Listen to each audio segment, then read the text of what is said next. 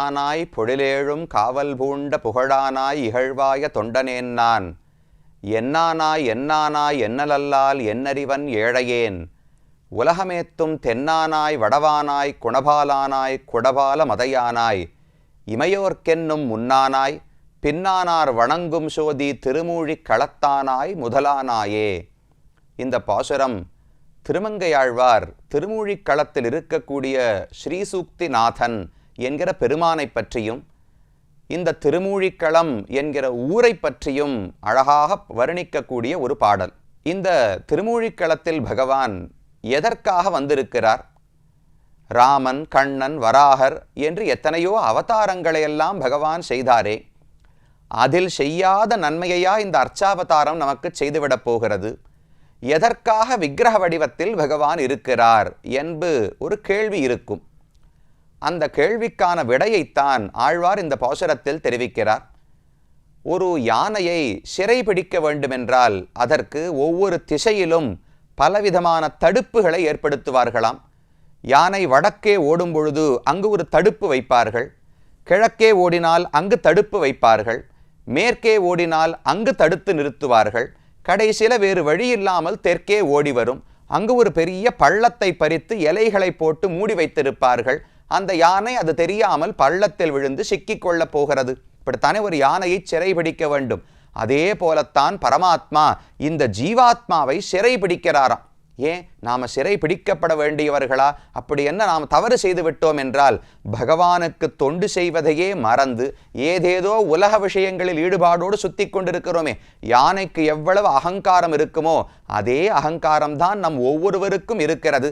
அதனால் இந்த ஜீவாத்மாவை சிறை பிடிக்க வேண்டும் என்பதற்காகத்தான் பகவான் எல்லா திசைகளிலும் பெரிய யானைகளைப் போல நின்று கொண்டிருக்கிறாராம். வடக்கே போனோம் என்றால் திருவேங்கடமுடையான் திருப்பதியில யானை போல நிற்கிறார். கிழக்கே சென்றால் திருக்கண்ணபுரத்திலே சௌரி பெருமாள் நிற்கிறார். தெற்கே வந்தால் திருமாலிரும் சோழமலை அழகன் எம்பெருமான் இருக்கிறார். மேற்கு பக்கம் ஓட பார்த்தால் திருவரங்கத்தில் திருவரங்கநாதன் இருக்கிறாராம். இப்படி எந்த பக்கமும் ஓட முடியாதபடிக்கு இந்த ஜீவாத்மாவை சிறை பிடித்து எப்படியாவது அவன் மனதை கவர்ந்து விட வேண்டும், அவனுக்கு பக்தியை ஏற்படுத்தி வைகுந்தத்துக்கு அழைத்து செல்ல வேண்டும் என்று பகவானுக்கு ஆசை. அதை ராமாவதாரத்திலோ கிருஷ்ணாவதாரத்திலோ பண்ண முடியுமா? அர்ச்சாவதாரமாக விக்கிரக வடிவத்தில் இருந்தால்தான் எல்லா திசைகளிலும் பகவான் இருந்து நம்மை சுற்றி வளைக்க முடியும். அதனால தான் திருமூழிக்களத்தில் இருக்காராம். பின்னானார் வணங்கும் சோதி. பின்னானார்னு சொன்னால் நாம கிருதயுகத்தில் ராமனை சேவிச்சோமா தெரியாது, துவாபர யுகத்தில் கண்ணனோடு இருந்தோமான்னு தெரியாது. அப்போது விட்டு போனவர்களும் கூட இப்போது பகவானை தரிசித்து உஜ்ஜீவனம் அடையலாமே. நம்மை போன்ற பிற்பட்டவர்கள், காலத்தால் பிற்பட்டு போனவர்களுக்காகத்தான் திருமூழிக்களத்தில் அர்ச்சாவதாரமாக பகவான் காட்சி கொடுக்கிறார் என்று திருமங்கையாழ்வார் தெரிவிக்கிறார். அர்ச்சாவதாரத்தில் திருமங்கையாழ்வாருக்கு மிகுந்த ஈடுபாடு உண்டு. அவரை பொறுத்தவரை வைகுந்தம் கூட முக்கியம் கிடையாது. அர்ச்சாவதாரம், கோவில்கள், அந்த பெருமானுடைய கைங்கரியங்கள் இதுதான் முக்கியமானதுன்னு தெரிவிப்பார். அந்த ஆழ்வார் இந்த பாசுரத்தில் பகவானை திருமூழிக்களத்தான் தான் பின்னானார் வணங்கும் சோதி, இன்றைக்கு வாழும் நமக்கெல்லாம் கதி பகவான் ஸ்ரீசூக்திநாதன் தான் என்று தெரிவிக்கிறார். அந்த பெருமானுடைய ஊர், அவர் இருக்கக்கூடிய அழகான கோவில், அதையெல்லாம் கடந்த பகுதியிலே தரிசித்தோம். ஆனால் இன்னொரு முக்கியமான அம்சம் இருக்கிறது. இந்த ஊரினுடைய தீர்த்தம் இருக்கிறதே. ஒரு புண்ணியக்ஷேத்திரம்னு சொன்னால் ஒரு புண்ணிய நதியோ தீர்த்தமோ இருக்கும். சாலக்குடின்னு பக்கத்தில் நதி ஓடுகிறது. அதை தவிர சங்க தீர்த்தம் என்று இந்த கோவிலுக்கு அருகிலேயே அழகான புஷ்கரணி இருக்கிறது. அந்த சங்க தீர்த்தத்துக்கு மிகுந்த அழகான கதை சொல்லப்படுகிறது. ஒரு முறை ஹாரீதர்னு இங்கு ஒரு ரிஷி இருந்தாரே, அவருக்காகத்தானே பகவானே வந்து காட்சி கொடுத்தார். அந்த ஹாரீத மகரிஷியை காண்பதற்காக லக்ஷ்மணன் இந்த இடத்துக்கு வந்திருந்தாராம். லக்ஷ்மணனும் ஹாரீத ரிஷியும் பேசிக் கொண்டிருந்தார்கள். அப்போது லக்ஷ்மணனுக்கு மிகுந்த வருத்தம். லக்ஷ்மணன் ஒரு முறை பரதனிடத்தில், பரதன் லக்ஷ்மணனுக்கு அண்ணாதானே, அந்த பரதனிடத்தில் பெரிய அபச்சாரம், தவறு ஒன்று செய்துவிட்டான். அந்த தவறு அவனுடைய மனசுல இன்று வரை தொடர்ந்து உறுத்தி கொண்டே இருந்ததாம். அதற்கு என்ன பிராயச்சித்தம் செய்வது, எப்படி பரதனிடத்தில் மன்னிப்பு கேட்பதுன்னு தெரியாமல் இருந்தான்.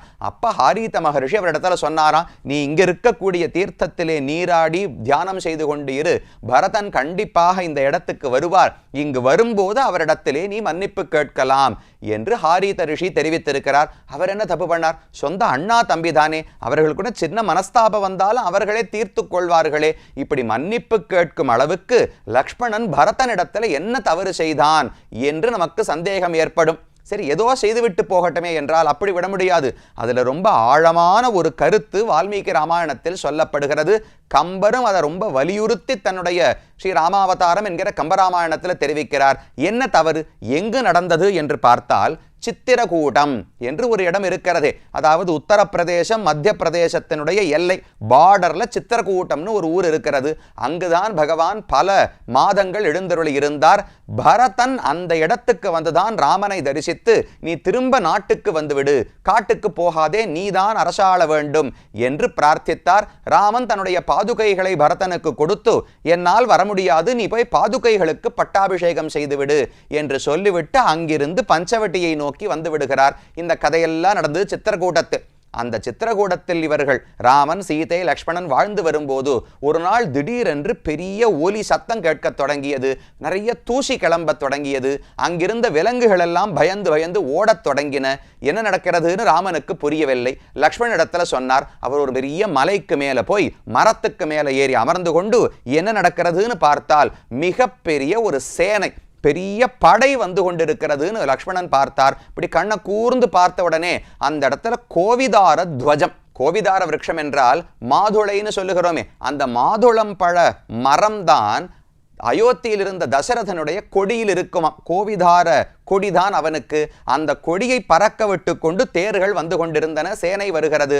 பார்த்த உடனே லக்ஷ்மணனுக்கு கோபம் ஏற்பட்டது. பரதன் தான் படையோடு வருகிறான். ராமன் உயிரோடு இருப்பதே பரதனுக்கு பிடிக்கவில்லை. ராஜ்யத்தில் இருக்கக்கூடாதுன்னு கைகேயி சொன்னாள். ராமன் உயிரோடே இருக்கக்கூடாது என்று பரதன் நினைக்கிறான் போலும் என்று நினைத்தான். உடனே கோபம் தலைக்கு ஏறுது.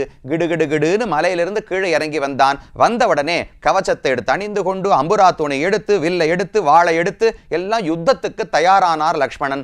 ராமனுக்கு புரியல, என்னமோ பார்த்துட்டு வந்தாரே, போருக்கு தயாராகிறாரே, என்ன ஆயிற்றுன்னு லக்ஷ்மணன் இடத்துல கேட்டாராம். அப்ப லக்ஷ்மணன் சொல்லுகிறார், சம்பன்னம் ராஜ்யம் இச்சம்ஸ்து வியக்தம் பிராப்யாபிஷேச்சனம் ஆவாம் ஹந்தும் சமத்பேதி கைகேய்யா பரதசுதா. ராமா, என்ன நடந்தது நான் புரிந்து கொண்டேன். ராஜ்யத்தை பரதன் அடைந்து விட்டான். ஆனால் அது நிரந்தரமாக இருக்குமோன்னு ஒரு பயம். 14 ஆண்டுகள் கழித்து நீ திரும்ப அயோத்திக்கு வந்தால் நீ ராஜ்யத்தை கேட்டா என்ன பண்றது? அதனால நீ உயிரோடு இருப்பதே அவனுக்கு பிடிக்கவில்லை. உன்னை கொல்வதற்காகத்தான் பரதன் பெரிய படையோடு வந்திருக்கிறான். ஆனா அவனுக்கு தெரியாது போல் இருக்கு. உன் கூட நான் இருக்கும்போது தம்பியுடையான் படைக்கஞ்சான்னு சொல்றாரே. ராமா, நீ கவலைப்படாதே. இந்த சேனை முழுவதையும் அழைத்து பரதனையும் அழித்து பரதன் தாய் கைகேயை அழ வைப்பது என்னுடைய காரியம். கௌசல்யை எவ்வளவு தூரம் அழவிட்டிருப்பாள் கைகேயி. அந்த கைகேயி தன்னுடைய மகனை இழந்து அழ வேண்டும்.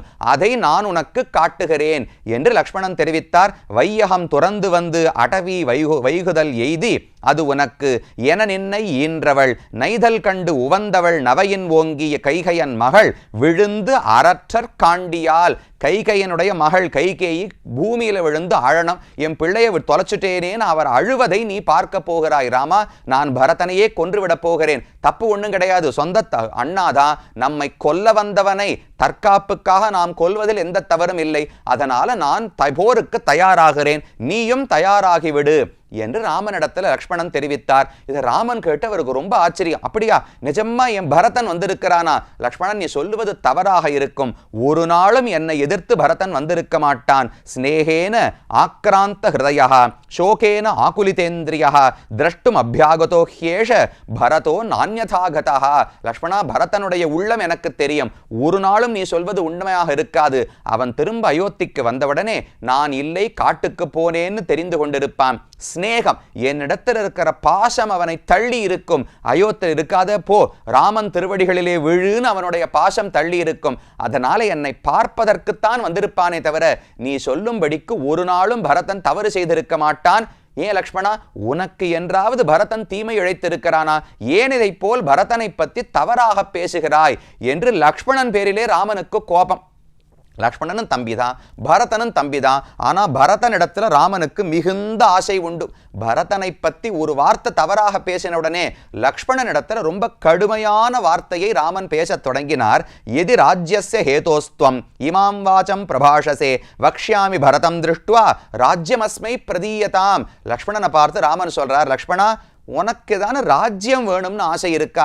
அதனால தான் பரதன் பேரில் பழி சுமத்துகிறாயா? உனக்கு ராஜ்யம் ஆளணும்னு ஆசை இருந்தா சொல்லு, இப்பவே பரதனிடத்தில் தெரிவித்து விடுகிறேன். ராஜ்யத்தை உன்னிடத்தில் கொடுத்து விட்டு பரதன் ஆனந்தமா என்னோடு காட்டுக்கு வந்து விடுவான். அவனுக்கு நாட்டில் ஒரு துளியும் ஆசை கிடையாது. உனக்கு பணங்காசு வேணும்னா சொல்லு, உனக்கு அரசாள ஆசை இருந்தால் சொல்லுன்னு ராமன் தெரிவித்தார். யாரை பார்த்து? சொந்த மனைவி ஊர்மிளையை விட்டு 14 ஆண்டுகள் ராம கைங்கரியம்தான் முக்கியம் என்கிற உறுதியோடு கூட வந்து லக்ஷ்மணன் காடிலும் மேடிலும் நடக்கிறாரே, அவரை பார்த்து இப்படி ஒரு வார்த்தை சொல்லலாமா? நீ ராஜ்யத்துக்காக பேசுகிறாய்னு ராமன் கடுமையா பேசினார். ஏனென்றால் பரதனை தவறாக பேசினது அவரால் பொறுத்து கொள்ளவே முடியவில்லை. இதை கேட்டவுடனே லக்ஷ்மணனுக்கு ரொம்ப வெட்கம். பிரவிவேஷ ஆத்மனோ காத்திரம் சுவானி காத்திராணி லஜ்ஜையான்னு தெரிவிக்கிறார். உடம்பு நல்லா பருத்த லக்ஷ்மணனுக்கு திடமான உடம்பு தானே.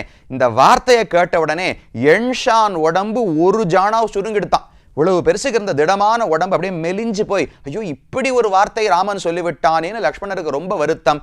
தலை குனிந்து நின்று கொண்டிருந்தான். தள்ளி இருந்த பரதன் மெதுவா கிட்டக வந்தார். ராமன் இருப்பதை கண்டார். ஓடி வந்து அவனுடைய திருவடிகளிலே விழுந்து எழுந்திருக்கவே முடியல. அப்படியே பூமியில அழுது கொண்டே பரதன் கிடக்கிறான். அப்ப ராமன் சொன்னாராம், எல் ஒடுங்கிய முகத்து இளவல் நின்றனன் மல் ஒடுங்கிய புயத்தவனை வைது எழும் சொல்லொடும் சினத்தொடும் உணர்வு சோர்தர வில்லொடும் கண்ணநீர் நிலத்து வீழவே. அப்ப லக்ஷ்மணனுடைய நிலையை பார்த்து கம்பர் பாடுகிறார், எல் ஒடுங்கிய முகத்து இளவல். முகமெல்லாம் அப்படியே சுருங்கி போச்சான். பரதனை பார்த்தவுடனே சொல்லொடும் சினத்தொடும் உணர்வு சோர்தர, கடுமையான வார்த்தை பேசினானே, அதெல்லாம் அப்படியே ஒழிஞ்சு போயிடுத்து. தவறான எண்ணம் ஏற்பட்டதே, அதுவும் போய்விட்டது.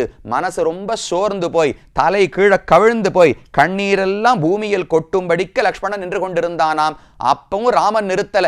இன்னும் அவனுக்கு கோபம் தணியவில்லை. லக்ஷ்மணனை பார்த்து, பாரு லக்ஷ்மணா, ஏதோ போர்க்கோலத்தோடு பரதன் வரப்போகிறான்னு சொன்னியே, இந்த பாரு நீர்க்கோலம் உருகி போய் என் பக்தியால வந்திருக்கிறான், இவனை போய் தவறாக நினைத்தாயேன்னு ராமன் கடுமையாக பேசினாராம். அதுதான் லக்ஷ்மணன் பரதனிடத்துல பண்ண பெரிய அபச்சாரம். அந்த அபச்சாரம் மனசுல உறுத்தி கொண்டிருந்தது. ஹாரித ரிஷி இடத்துல வந்து என்ன செய்வதுன்னு கேட்டார். இங்க ஒரு தீர்த்தம் இருக்கு, அந்த தீர்த்தத்திலே நீராடி பரதன் இங்கு வரும்போது மன்னிப்பு கேட்பாய்னு சொன்னாராம். அந்த தீர்த்தம் தான் சங்க தீர்த்தம்னு சொல்லப்படுகிறது. ஏன் சங்கம் என்றால் பரதனே சங்கத்தினுடைய அம்சம்தான். 4 பேர் ராமர், பரதன், லக்ஷ்மணன், சத்ருகனன் பிறந்தார்களே, அதில் ஆதிசேஷனுடைய அம்சம் லக்ஷ்மணன். அதை போல சங்கத்தினுடைய அம்சமாகத்தான் பரதன் பிறந்தான். ராமாயணத்தில் இதெல்லாம் மறைத்து பல இடங்கள்ல சொல்லியிருப்பார். ராமனுடைய ஒரு வார்த்தை, நமேஸ்நானம் பகுமதம் வஸ்திராணி ஆபரணானிச்ச தம்பினா கைகையீ புத்திரம் பரதம் தர்மச்சாரிணம்னு ராமன் சொல்றார். பரதனை விட்டு பிரிந்தால் எனக்கு குளிப்பதிலேயே ஆசை இல்லைன்னு ராமன் தெரிவிக்கிறார். ஏன்னா சங்கத்துல தானே தீர்த்தம் சேர்த்து பகவான் எப்பவும் நீராடுவார். கோவிலுக்கு திருமஞ்சனம் சேவித்தீர்கள் என்றால் சங்கத்துல தான் தீர்த்தம் சேர்ப்பார். சங்கம் தானே பரதன். அவனை விட்டு பிரிந்து எனக்கு குளியல் கூட ரசிக்கவில்லைன்னு ராமன் தெரிவித்தாராம். அந்த சங்க அம்சமான பரதனிடத்தில் மன்னிப்பு கேட்டு நீராடினபடியால் இந்த தீர்த்தத்துக்கு சங்க தீர்த்தம் என்று பெயர் சொல்லப்படுகிறது. இந்த பெருமானுக்கே லக்ஷ்மண பெருமாள்னு ஒரு பெயர் உண்டு. லக்ஷ்மணனால் வணங்கப்பட்ட இடமானபடியால் இந்த திருமூழிக்களத்தில் ஸ்ரீசூக்தி நாதனுக்கு லக்ஷ்மண பெருமாள் என்றும் ஒரு பெயர் சொல்லப்படுகிறது. இது இந்த சங்க தீர்த்தத்துக்கு இருக்கக்கூடிய அழகான இதிகாசம். கீழே திருமங்கையாழ்வார் இந்த ஊரை எப்படி மங்களாசாசனம் செய்தார்னு பார்த்தோம். அதே போல சுவாமி நம்மாழ்வார் இந்த ஊரை பத்தி 10 பாடல்களாலே ரொம்ப அழகாக வர்ணித்து பாடி இருக்கிறார். அந்த சுவையை அடுத்த பகுதியிலே அனுபவிக்கலாம்.